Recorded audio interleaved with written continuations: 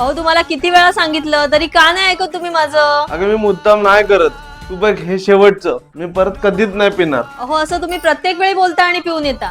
जाऊ दे, तुमच्याशी काय बोलण्यातच अर्थ नाही. काय हे किती लेट? अगं हो, थोडा लेट झाला यायला. मी आज पण पिऊन आलायत ना?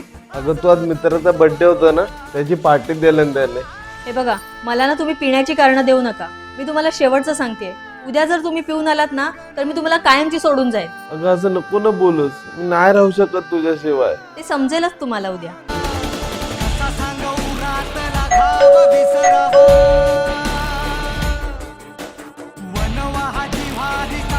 काय कोणाला शोधताय?